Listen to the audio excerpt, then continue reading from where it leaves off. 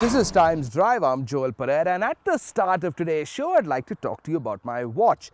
Now, obviously, you can't see it, but it's a Swatch watch from the Irony series: analog display, date function, stopwatch, etc. Now, the point is that I really like the way Swatch watches are designed and built.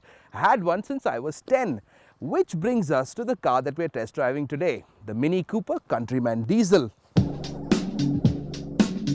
Because what the Countryman has going for it is design. Mini has become one of those postmodern design icons, just like Swatch, and these days you pay for good design. Considering that the Countryman is much bigger and taller than a regular Cooper, you're also getting plenty of space, making this the most usable and practical Mini that you can buy.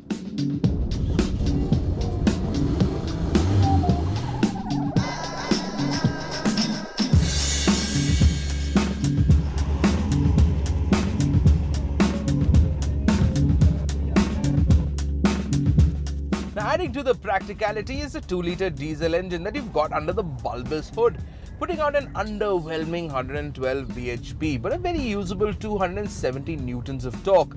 You get plenty of kick when you throttle this car from standstill, perhaps a little too much if you weren't expecting it, and the Countryman lurches forward enthusiastically, making it a cinch to drive at low to medium speeds. Hit the gas hard though and it all goes a little pear-shaped. Maybe it's just misplaced expectations. This is a Mini and you'd expect the Countryman to behave like a nippy little terrier. But what it does is act like a Saint Bernard, reaching 100 in about 12 seconds, which is quite slow if you ask us. It is about the same as similarly priced and placed cars like the Mercedes A-Class or the Volvo V40, but then those cars don't really have a reputation to maintain. This one does.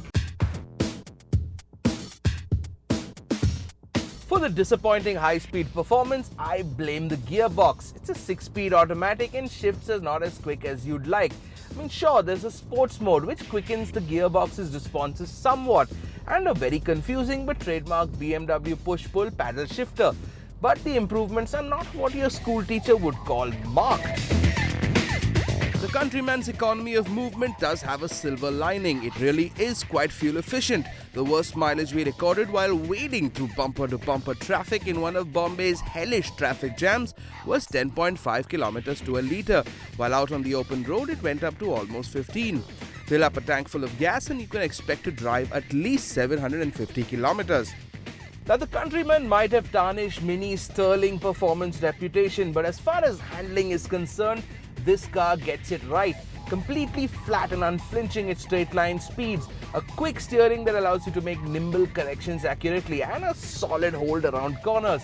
Now, driving up a hill section in this car is a whole lot of fun, and when you hit a curvy road, your response is going to be, wow, that was awesome, let's do it again. Instead of the regular, is it over, I can start tasting my lunch.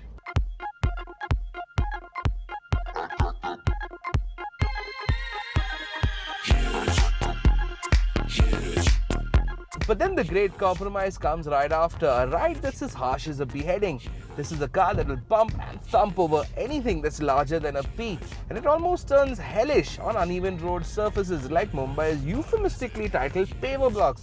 The ride does get better as you go faster though, but one particularly cruel pothole will be enough to knock the Countryman off course. And if the hard ride isn't enough, every time you hit something, you're also going to hear it. You could blame BMW's idiosyncratic run-flat tire policy, but I think the real fault lies in a suspension system that's as unyielding as an old communist. So the Countryman might not have the panache of its smaller brother, the Mini Cooper S, but it does have the same sense of interior style. The dashboard of this car is unlike any other that does not have the Mini badge on the grille.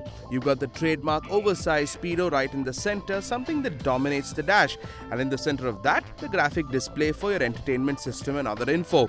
There are also these little talking point design touches like the airplane-style protected toggle switches, and in another homage to aviation, a handbrake that looks like a throttle lever from a jet fighter. There's also the huge sunroof, and with the beige interiors and funky interior lighting scheme, this car has a sense of relaxed cool, like one of those ultra-fashionable brunch restaurants you keep reading about in Vogue. And then there's space and plenty of it. Now, compared to the cramped confines of the A-Class Mercedes On the Volvo V40, the backseat of the Countryman feels almost extravagant. This is a lot of space for 2 full-size adults or even 3 in a squeeze.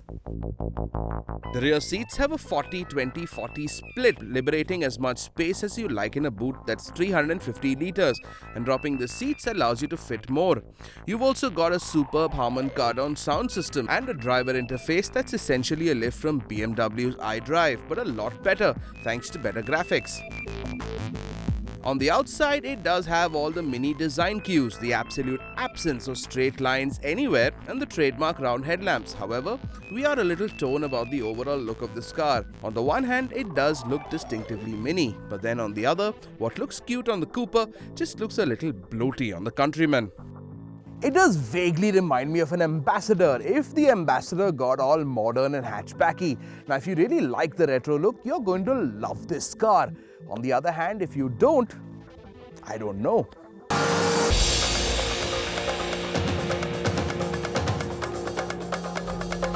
Now, you've seen us through the length of this feature, blowing hot and blowing cold about the Countryman.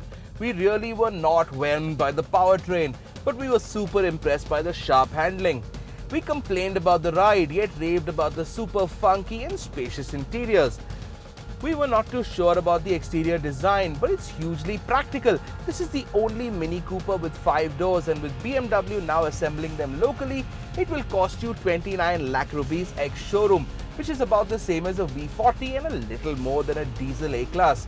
Question is, would you buy one? Well, if you want a practical 4-door car that's stylish and has a big bright Mini halo around it, then yes, by all means. The A-Class, as nice as it is, has far less space, and the Volvo, though interestingly designed, does not have the brand value. But if all you want is the Mini experience, then you should get the Cooper S.